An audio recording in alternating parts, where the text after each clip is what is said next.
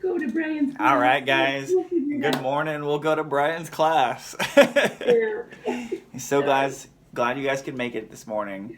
So as everyone knows, this is Introduction to Course Creation, and the specific focus in this class today is keeping your paying customers.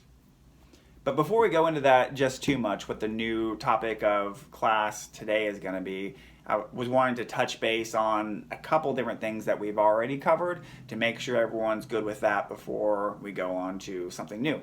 So a couple weeks ago, the focus was creating a Coach with PhD account and then also creating an event. And I'm wondering how you guys are in that process. I know Stephanie already has an account and has already created an event, so she gets that process well. I'm wondering if, Carolyn, do you have any questions on how to, is your account already created? I know you've been kind of working with me on it a little bit, I think Kurt more, and how that whole process is going for you. Yeah, I created an event. I do need to change the picture on that because I didn't realize until I looked at it that there's glare on that. Mm-hmm. I'm like, oh, that's not going to work. So you have an event that you already made? Yes. Oh my goodness. What I don't know, because the way that I want to do this is, you typically had 2 classes going at once. Mm-hmm. I want to have 5. How can I do this and not have it completely take over the page? Don't worry about that, Carolyn. Put 100 classes on there. I don't care. So it doesn't matter. I know. I looked at one of Brian's a while back, early on in this class, I think, and it showed all of the weeks for this one, just all in a row like that. I don't know. So, depending upon which page you look at of Brian's, you may have been looking at either the entire platform, and there may just not have been any events time-wise in between them at that point in time. Right. Or you may have been looking at just Brian's page, depending upon which link you got sent. I have no idea. It was one of the ones that he shared directly to Facebook. I think that may have been Brian's direct page. Well, let me share my window here real quick and check this out with me, guys. We have okay, here's Coach with PhD main events page. Can you guys see that? Oh my God. Yeah. Okay. Yes, looks good. So on the main events page here, the first thing up is my introduction to course creation, because that is what's happening right now. And then later on today, September 5th is another thing, and then September 7th is another thing, and then my next one isn't until September 12th. So there's a whole list of all the different things going on with Coach with PhD. And the other thing Kurt was talking about is if you click on my name, you get all the classes listed just by that instructor, so me. So here's a list of just my events that I have going on right now. And that might have been it then.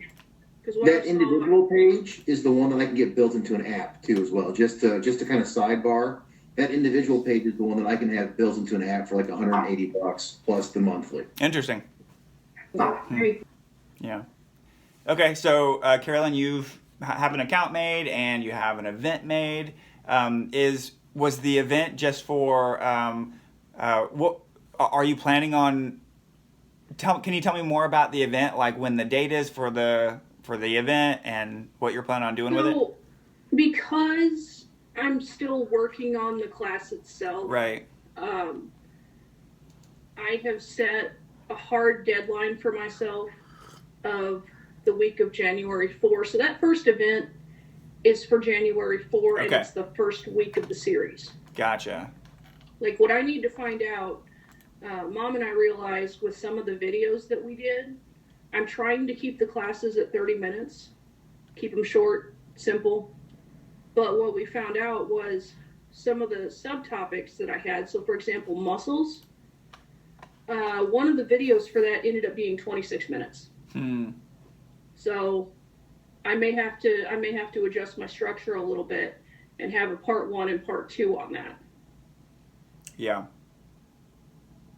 I see what you mean. Thank you. Okay, so the next part I wanted to cover from previous weeks before we get into the new topic of keeping your paying customers today is what we had talked about the previous week of Facebook and social media marketing and advertising. Is there any, just following up, is there any, I'm bringing this up again because if the most important points I want to make sure that's really clear for people, and not only the importance of engaging, but how to engage. We talked about how to make the flyer, the advertisement, and after you get that, then it's really all about engaging. And and it's not about just engaging, but it's the how too. So I know that you guys may not necessarily be right at that point now, to where that makes sense to be really engaging. And so if in the future, when you get to that point, please reach out to me and ask me as many questions then, even if we haven't talked in a long time. I'm sure we will probably still be talking, but because that's an important part of understanding how. I remember whenever I first started doing this stuff a long time ago, I would I was doing it on the phone whenever I first started, and I would call someone up and I'd be like, hey, there's this event at this time, do you want to come, huh? And they would be like, in some cases they would say yeah, and so I would just simply write their name down on like a sign up sheet, and then come to event day, no one would come, and no one was there. And so it took me a while, scratching my head, to realize not only the importance of reaching out, but how we reach out. And so the how is not just asking for the sale, which is a huge part of it, but making the sale relevant to them and what's happening in their life. So this how to engage really is a building of relationship. So when we reach out to people, we really need to see what's going on in their life to where this would even be a relevant thing to make sense for them to come to. Because the way I was doing it, yeah, the idea sounded good to them at the time when I told them about the event, and they're like, yeah, so I wrote their name down, but really there's not enough relevance for them in their life for them to remember to even come. So we need to make the relevance. So the how that we engage is super important. And Brian, you've done an outstanding job with this, because you've had to chase after me because there's a million and two things going on. And especially in California, there's no electricity, there's wildfires, there's left and right, people are in chaos. And so the more that we can build relationship with them, Right. and really Totally. take care of them, they're going to come up and bring all their friends. Mm-hmm. Yeah, that's an important part of it. What I was doing, I kind of figured out that Facebook groups are not necessarily the place for this, but pages that are related. And sometimes even if somebody says something on somebody said something on one of the coffee groups, and I posted, what I've been doing is saying, if you want tips on relaxation, check me out. And I include a link to my page. Yeah, that's a good idea. That's a perfect way to do it. And so I can, just as I'm scrolling through, if I see something that's relevant, then I can just stick a comment in there. Yeah. And I can do that unlimited times. Totally. In contrast with actual groups, they don't want you doing that. Mm-hmm. Yeah, some of them don't. I haven't found much resistance to it. Maybe it's the groups that I'm a part of, or I think it also depends on how invested the group admin is. If the group admin is very invested in it being this one specific topic where they are the focus, then they won't let you in. But if they're not so invested in, and it's a more of an open group, then that's the experience that I've found more times than not. But yeah, so if that's what you're running into, then posting it in the comments can be a perfect way around that, Carolyn. And I actually got quite a few people just this morning just from doing that. Perfect. Absolutely. Do you have an example of, have you been personally engaging with them? Do you have an example of how that conversation might go?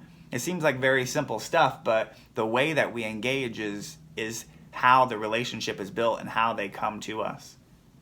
Well, so the engagement side, not so much, but what's happened is I share the thing in the comments, and then anybody that wants to, that is interested, can check on it. And so Okay. it's not as personal, but once they like the page, every time I post something, there's a chance that they might see it. And Totally. then once I create the Facebook events, that's going to bump it up even more. So this is what I totally agree, and there's so much value in what you're saying and what you're doing. And I would also bid to you to maybe consider starting conversations with these potentially interested people just as a friend. So it's like, hey, I'm really into this relaxation stuff. It benefited me in blah, blah, blah ways. And I saw that you liked it or whatever. And I'm just wanting to connect with people and see ways that they've come to build relaxation techniques that are useful for them, or where other people are at in the process. Just like, it's so important just to make friends. And in the making friends is where it leads to something else. Like, I thought about maybe doing a monthly question or something, just pop something out there. Yeah, definitely. What are your methods for relaxation, for example? Just pop that question out there. And I would even suggest that you do a monthly question, see who follows up, and then maybe, so since we're talking about relaxation, I'll try to make an example that's as relevant as possible, but maybe a question is like, what is your favorite relaxation technique? And let everybody kind of post on it, and then pick whichever one is like, let somebody pick one. All right, you know what, John, I like the way you explain your technique. John, how would you like to do a live video conference with me? And all of us will attend, and just make it a free event for everybody to show up and do John's technique. Now you've given John some ownership in what you do, because you've given, and therefore you have ownership in what he does, right? You kind of exchange this ownership of creating this event, which means in the future, whenever you create things as the expert that you are, you've got more engagement with other people because they've already experienced you in this capacity. So the more you can create opportunities of engagement, and meaningful engagement, right? The more, whenever you put yourself out there, people are going to come back for your opportunities as well. Does that make sense? Yeah. Okay. I love that. It's like any way possible that we can be reaching out. It's so easy whenever we have this idea of this business that we want to create to keep it surface. And I think most of us have the idea that we just need to advertise. This is a funny idea that we all have. We just need to advertise and people will come. We just need to advertise and people will come. Well, maybe if you spend like $10,000 on advertisements, then you'll hit enough faces to where there will be a percentage of them that will come, yes. But generally, it's going to be some type of meaningful connections like Kirk was talking about that starts stirring something up and gets people interested. So whatever way we do it is there's tons of different platforms to do it on. There's tons of different ways to do it. But the point is like we need to be, whether it's through a webinar we're making connections with people, through a free webinar, or through personal messages we're sending to people on Facebook, or through comment sections on Instagram, or whatever it might be, there is a need to have a dialogue, to have communication with people, and that's what pulls people together. That's the takeaway. Yeah. The one thing I would say is anything that you do, make sure that whatever it is you're doing, you have a way of capturing who attends, so that as you create and offer more services, you're building your email list. That should really be something you're always thinking about. Like, don't do something if you can't gather information. Mm-hmm. The information is really the value that you use then going forward. Create these engagements, create these relationships. But if you can't come back to people, all you've done is create an experience. You haven't created a relationship. And you need a relationship built. Yeah. All right, I've got a lot of coffee. I'll be right back. Yep. Cool. I think that answers that part. Okay, guys, now the next part I wanted to touch on is the what we did last class. We'll touch on the actual last class. The other two topics that we touched on was from previous classes, and then last class was about structuring and engaging class. And so we talked about the 5 different parts for structuring and engaging class, which was the opening, the structuring the content, time for participation, and homework, and the hook. So there are the 5 parts that we were describing as a engaging class. And so I know that you guys have had, I know Stephanie's been teaching and she does different things. And then also Carolyn's already made up the structure for her class. So I'm wondering if you guys could share a little bit about what the structure of your class is. If you used the exact model I described, or if you used your own model, all of it just the same, just as good, whatever you think would work. I'm wondering if you guys could share a little bit about what the structure of your class that you're creating is like.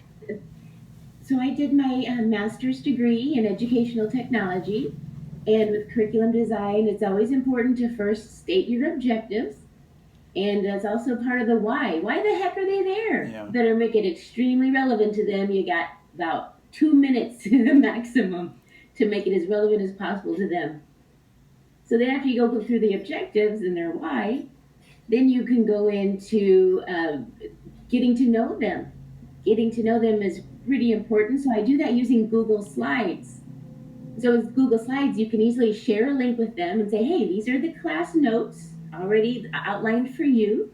Please feel free to add to the notes right now. And also, if you want, here's a page for you to add a picture of something in your life that you're up to right now. What did you do fun for lunch? Do you have an animal? Are you making some art? I'd love to see what you're up to. And then you do your best to weave that into your curriculum, what you need to teach.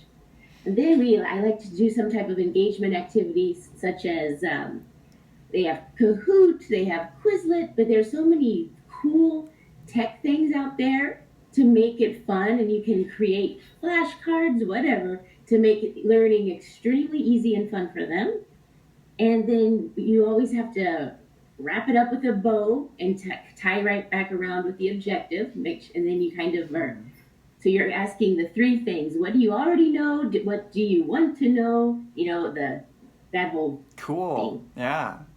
So yeah, I have plenty of information and nice templates that I can just put up on our notes. I have our notes here, and all that info is there for you. Stephanie, that's awesome. That makes tons of sense. I love that. Good structure. Thanks. Yeah.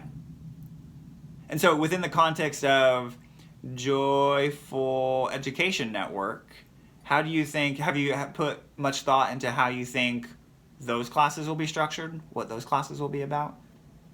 What the structure might be? Yes, so it's going to be more legacy adventures. So I do classes all day, every day for the last 30 years of my life. So Right. my focus is adventures from here on out, and letting the teachers and healers have fun. Cool. Yeah. So. What is that like? What does that mean? So what that means is I will be selling tickets for fun things, like karaoke night, and we're cool. going to have the lagoon time. We're going to have Wonderful. So There, like yesterday, there was a beautiful healing. Two men were at the pool. So first, I was very lucky. I went to swim in Laguna Beach, and then the water was so freaking cold, I squealed and screamed. And then it was very healing. The salt water was so healing. So I drove up after that to visit my friend at her new Pine Manor, and it was more than I ever imagined in my entire life. It was so magical and beautiful. There's plenty of rooms and spaces and little huts and hobbit homes and a gorgeous community center, the gorgeous pool. And so there were these two men there at the pool. One was receiving a healing, and he's a great soul. The one receiving the healing, he does men's retreats all around the world. And so most recently he went to Philippines, but now that the good old COVID's going on, things have changed for him. Sure, so he's going to do some retreats in Sedona. And it's really cool to bring us back to America because I get to do something in Cahokia. You guys are probably familiar with the Cahokia Mounds, America's original oldest city. Yeah. So that's the kind of things I'm going to be doing. We're going to do the Cahokia retreat. We're going to do Machu Picchu. So really think big, and we will definitely have no problems finding the people. So are these going to be like live webinar experiences? That's what I see. Cool. Is that if you cannot actually attend, Yeah. if you can't get yourself to Cahokia Mounds, Right. then there will be live streams. Cool. And I'm not about paywalls. That's not what my network is about. So if you are kind and you would like to give me a super chat, right? Is that what they do on YouTube? They give you Bitcoin or something. They give you super chats. Yeah. Yeah, if they want to tip us that way, cool. But for me, it's all about getting as much information out there as possible in the most joyful way, impacting the most people.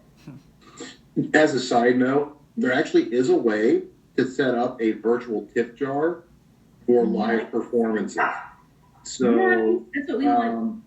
I know, Brian, I've never shown you that, but like we had the piano guys that would do like the virtual piano bars and stuff whenever everything was shut down. And so we would do virtual tip jars for them so that they could take song requests, and people could just tip, and it was in different increments. It's super easy to do. And so when you're doing something like that, if you want to collect tips and comments and all that stuff, there's a way to do that in the software. Thank you, Kurt. That's perfect for us. That would be perfect. Cool. Thank you for sharing all that, Stephanie. That was absolutely wonderful. I loved hearing that. And then, Carolyn, do you have an example that you can show of what the structure of your classes has been? I know you've been thinking about this for a long time and have put them all together, and I was hoping maybe you could share what that experience might be like for your students, for your clients. So I kind of already explained it a little bit. Each one has an overarching concept, so like muscles, but then subtopics, stretching, self-massage, progressive muscle relaxation. And so in between the exercises, there is potentially an opportunity for students to engage and ask questions. I just got to be careful not to let that overrun things. Yeah, right. You'll get some talkative people for sure sometimes. And sometimes no one will talk. It's interesting. And then more so with the first class, I have different questionnaires and things to get people thinking, what's going on with you? What are your specific stressors? And if they decide to share, obviously they don't have to, but if they decided to share, then I might try to incorporate that into later things. Absolutely. If you can make a safe place for people to feel safe enough to share what their stressors are, then that's going to make the class all the better, not only for that individual, but for everyone, because we learn from that third-party experience really well. It really grounds the purpose and value of what you're presenting. I love that, Stephanie. That's really good. Yeah. Cool. Okay, guys. Let's move on to the new portion this week. for this class. We're running a little low on time, but I'm going to condense it down to the most important parts. I plan for this class to kind of be a class where we could freely talk about whatever challenges were coming up or the direct experiences that we were having with creating the course or engaging with people or whatever the experience might have been. So that was good, and I think that's important to have that time for us to just freely talk whatever's on our mind in relation to what the focuses were, of course. So, but the focus now for this class, which is keeping your paying customers. So it's like after we've already went through all this work of creating the description, creating the advertisement, creating the Coach with PhD account and creating an event, and then putting this on Facebook with the Facebook event, creating a Facebook event, and then posting that event on forums or in comments or other social media websites, and interacting with anyone who likes, comments, or shares or interacts with your listing in any kind of way, your post in any kind of way. Then after all this time spent, we need to, and we've cultivated friends and we've cultivated customers and clients and people who are fellow people who are interested in whatever the topic is. And it's helpful to make that list of interested people too, so that way we don't lose track of them. And so it's like after we went through all this work, and that really is the most important part, like that engaging part really is. I can't stress that enough. Even if you don't have your class scheduled right now, or even if you have it scheduled in January, like Carolyn, it's like the most, like even this moment right now is the moments that you can be building friends and engaging with people and beginning to build a following, and that comes through connecting with people on a very regular basis. So so that is the most important part, so after you go through that whole process, then you're going to want to protect your investment. So after you get them to class and you move them through that class experience that you all described, and you went through the effort of making sure it was a good experience for them. You went through the effort of making sure it made sense, to where they were going to get some takeaway out of it, to where you acknowledge, like Stephanie was saying, what they know and then what they're interested in, or what they're here to learn, and then you bring that full circle by talking about the learning and engaging with them, and making space for the homework part of it, and just the whole package. So you went through all this effort. Now your first class is over. Okay, so that's where we're at now, is the first class is over. You did it. You went through that whole process that led you to the class, and you had the class experience, and now it's over. So that's where we're at in this process. And so now that you went through all that and you had the first successful class, there are still some things that need to be done in order to continue this thing moving. And it's what I like to call keeping your paying customers, or protecting your investment. So after you get to this point, it is crucial to stay engaged with these people. If you have a bunch of people, it's real easy for you to just look at it as like a teacher-student relationship, or a client relationship, or whatever that might be, and not talk to them again until the next class, just thinking that there's enough momentum from class for them to come back to the next one. Well, there's a lot of stuff in the world that can catch their attention and draw them away into something else, right? And so what we need to do is to keep a tab on them, meaning always know where they're at in the process of learning whatever it is you're there to teach them, and then always offering that next step. So that's going to be crucial, is knowing where your student or client is and being there to pull them along to what the next step would be for them. Not just what you guys are talking about in class, but where they are personally. And you can look at it as personally, or you can also in their personal life that can be helpful, but and also mainly though in terms of where they're at and what the content of the class is that they're learning. And so keeping knowing where they're at, keeping the tab on them is going to be a huge component in them coming back next week. And that's you protecting your investment. Does that part make sense?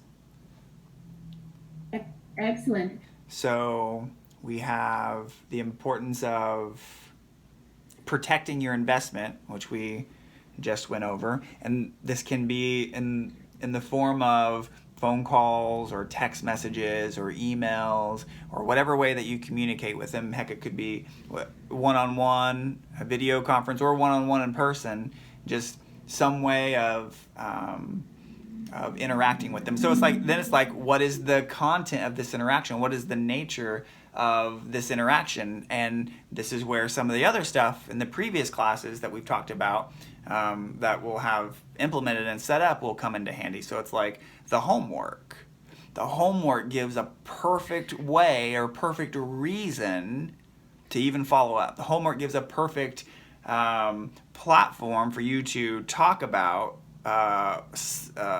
what it is that they came here for and to help move them through those through the process. So the homework that we assigned can be the follow-up that you have and the conversations that you have, and then from there they might share experiences that they're having with the homework. Say it's a relaxing thing, then they can share any successes or difficulties, and that's the opportunity for engagement, which is really what, I mean, if you engage with someone in that kind of way, you can pretty much count on them coming back next week.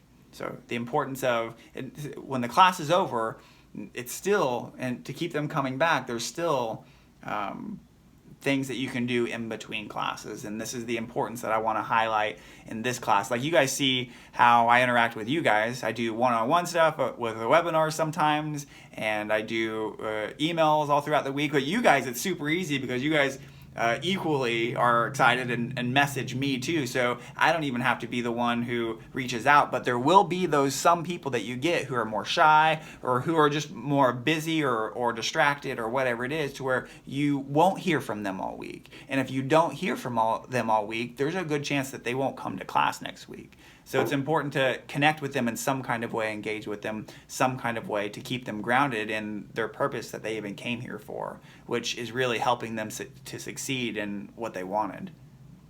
Brian, that is so true. Yeah. So in the past, we didn't have a homeroom at my Connections Academy. And so, kids would just put things off until the mid-semester deadline. Right. And that was they had 2 deadlines the whole entire year. And that added so much stress to the family. So now our homerooms, we are required to call them every week. Right. Every single week. And we can use the Marco Polo app to make it really fun. Yeah. Like a little short video. Sorry about my dog. That's fine. She says hi, she loves you. And so you can use the Marco Polo app to really make a fun, quick video. It's free. And you can change your voice and make it sound funny. And that actually gets the kids to open up your text message. And that's a good idea. So that's I'm sorry, I'll talk later. Yeah. Any way like that entices people to engage. That is, supports them in their mission for whatever it is. The reason why they came to your class. Did you have more to say, Stephanie? Yes, so keeping in touch with these kids or your students every week in a fun, engaging way keeps them on track, because there's so many distractions in this world that it's very hard to stay on track with. I know, right? Totally. Thank you. Cool. Good stuff. Okay, so the very last thing that I can say about keeping your paying customers or protecting your investment is, of course, make time to prepare. So we're talking about in between classes still, protecting your investment. Take time to prepare for the next class prior to your next class coming up. Particularly if you can do a certain amount of day or days ahead of time to where you can even have an experience with the content, a new recent experience with the content that you're going to be presenting. The more relevant it is to you, the more relevant you can make it for other people. So making time to prepare for class and have relevant experiences with the content that you'll be presenting is another way to keep your paying customers, by making this whole thing very much alive, new, and integrated within your system. So if you're doing like relaxation stuff, or if you're doing whatever it might be, it's like that week you have experiences with it and you immediately are knowing the value of it, and the importance of it in your life, to help them to see the importance of it in their life. That is so true. And professional presenters, they always have class handouts, and you can tell that they've been preparing this for a long time for you. They made it so prepared. And so Google Slides is so cool because you can customize the size of your Google slide. And this is a collaborative tool.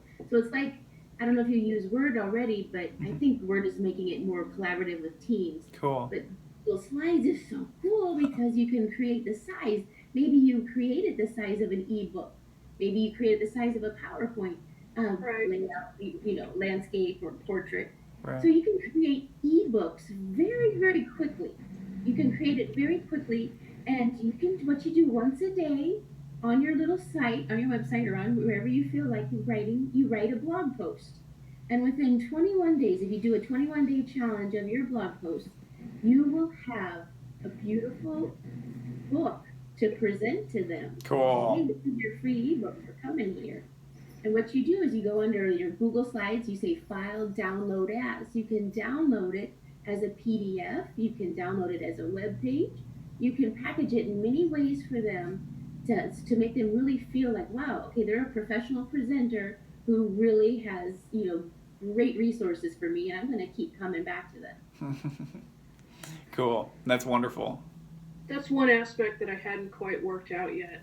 Like, I'm fully aware that if you give somebody, if you're at an in-person class or something and you give somebody a handout at the beginning of it, they're going to be looking at that. They're not going to be paying attention to you. But right.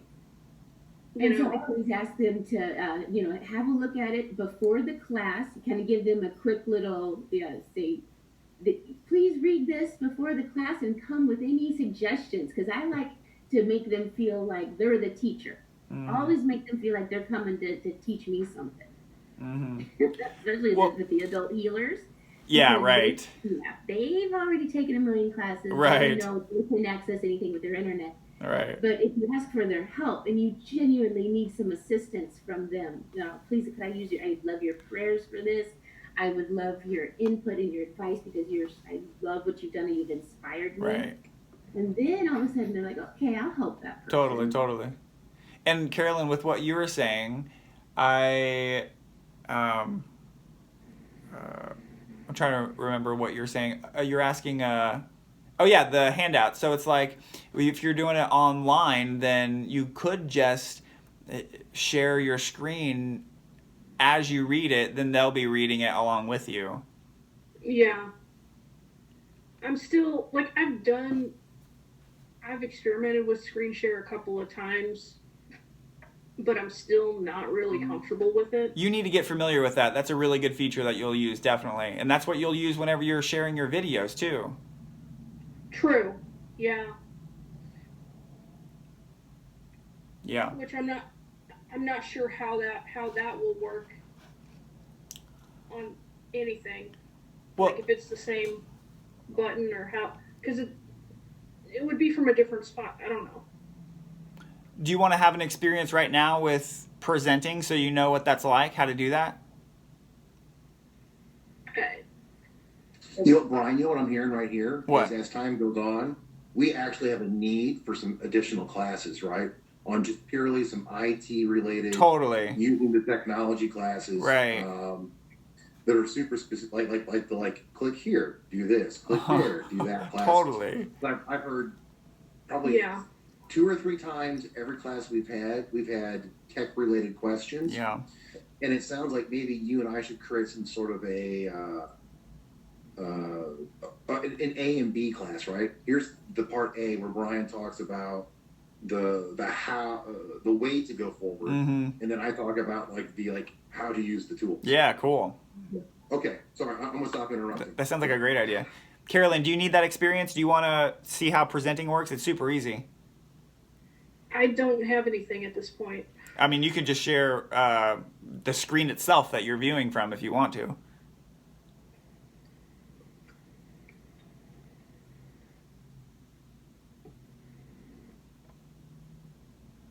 I don't know. I don't know.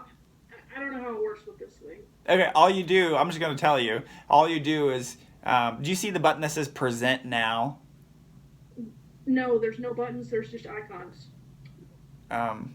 Maybe it's an arrow with a square. No, that's chat. What if you click on your screen? Does it give you more options? 3 buttons top right when you click on your face. Oh.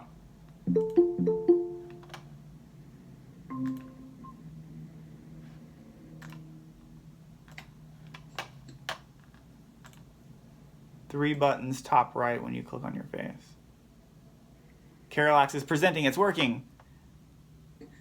Great success. There you go. You did it. Look at that. We're all learning together. Nice. What was the trick on the phone? Well, I'm on my tablet, and Oh, I see the 3 dots. yeah. What is that called, Kurt? The 3 dots. And then there a there's- name for it? Turn on captions, present screen, and other things. Love it. That's one thing that I do need to find out is how this thing works from the other end, because I don't have a clue. Yeah, you want to see and know what the experience on the other end of things is, right? Yeah. Well, Because I think I've pretty much decided that whether I end up sticking with Coach with PhD or switch over to my own system and use Google Meet, Teams is useless. Carolyn, if you ever need someone to give you that experience of seeing what it's like on the other side, let me know, and I can be whatever you need me to be, and we can role play or work that out so you can know what you need to know. Yeah, I'm either going to need to do a sample class somehow or Right. something. Totally. Yep, I could be your sample student if you wanted to. Whatever would be helpful. That's so nice. Thank you, Brian. Yep. All right, guys. Well, that's about all I had. Was there any other questions or thoughts about anything that you're presently working through that could be helpful to talk about it before we part ways today? So how does we talked a little bit about the payment situation. How does that all work? My mom and I were talking about it on Wednesday, and she doesn't really get it. She thinks she's afraid I'm going to get cheated on this. Okay. In what way, I'm just curious, that way we have more context, in what way is she worried that there might be something that goes wrong?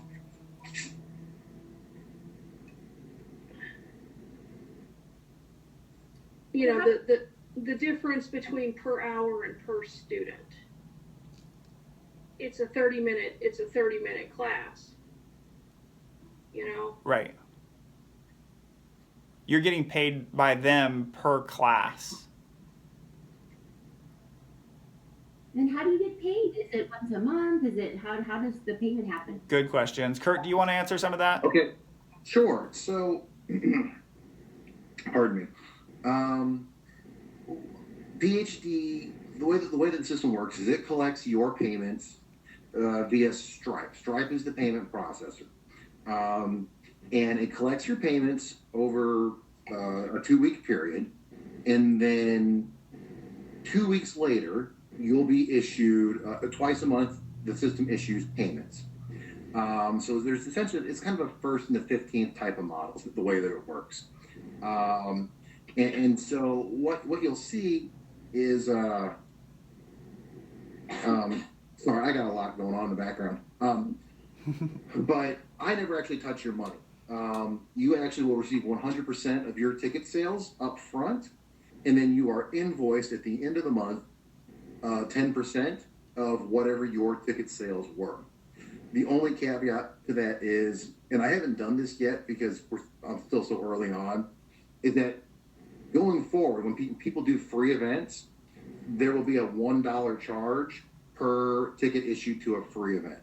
I'm not doing that right now because I really want people to just build up their course catalog, the offerings, all of those things, right? Mm-hmm.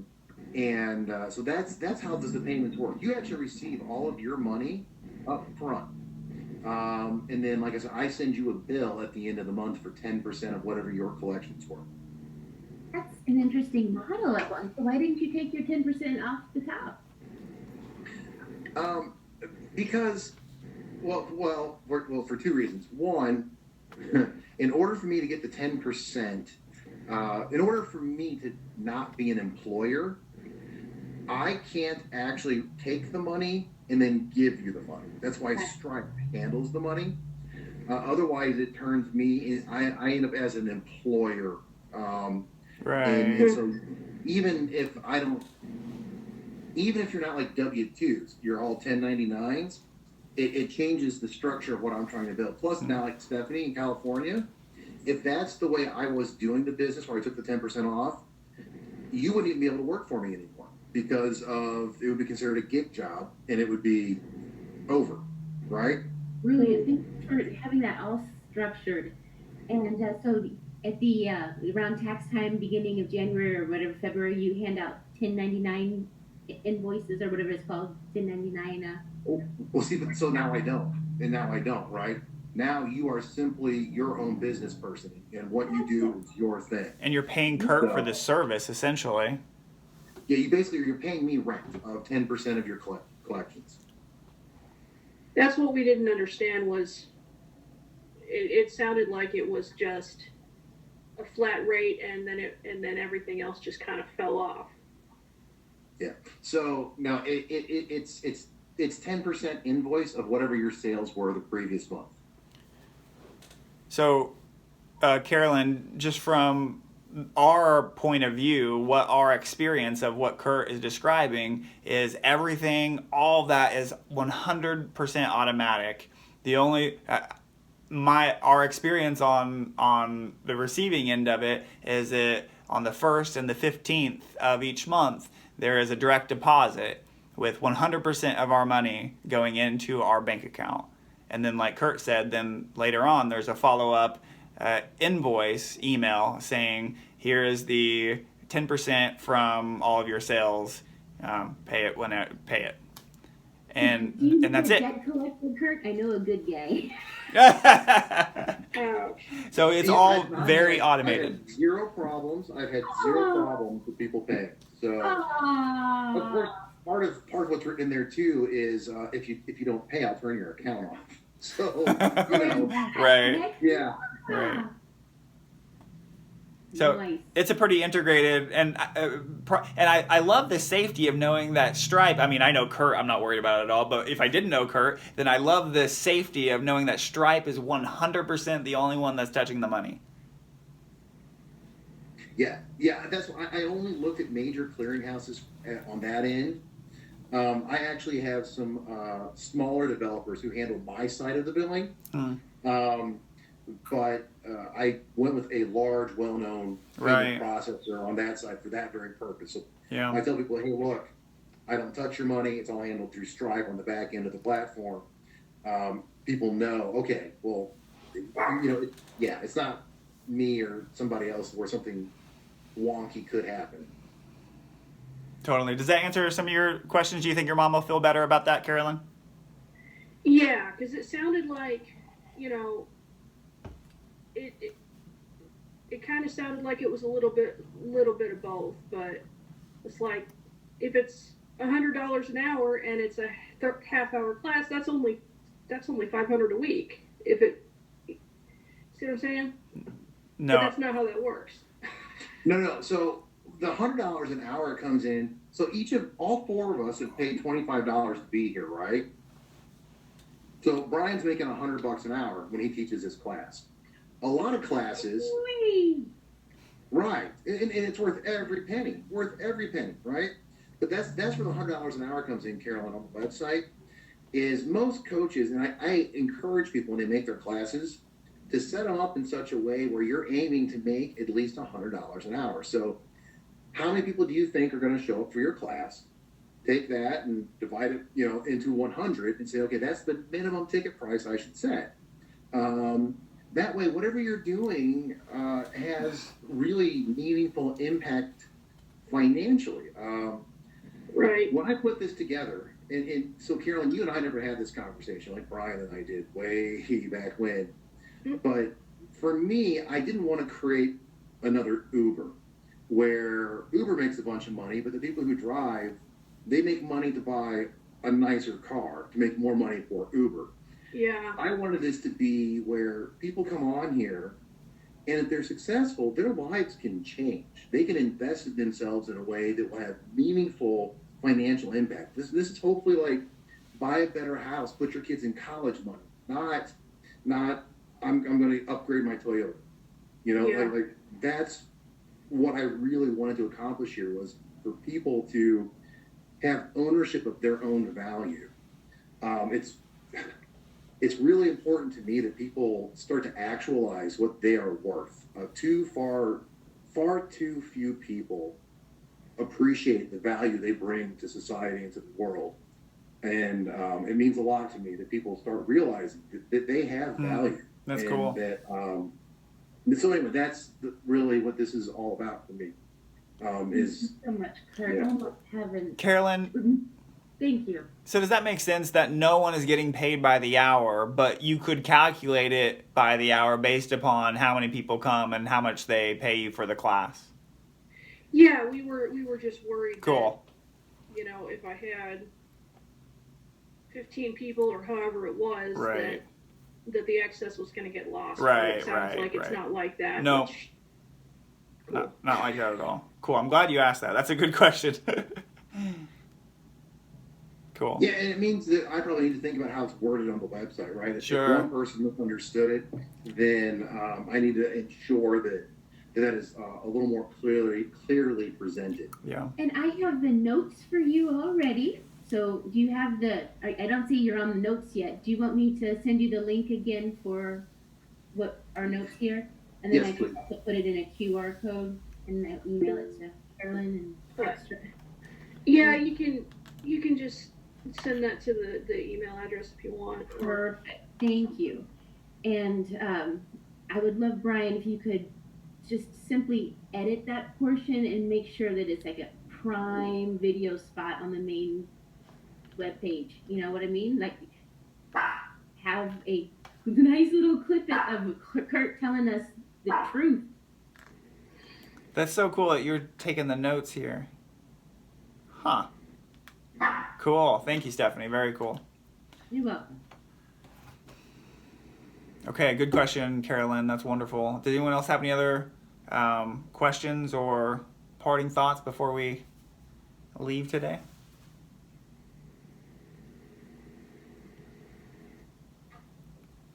All right, you guys.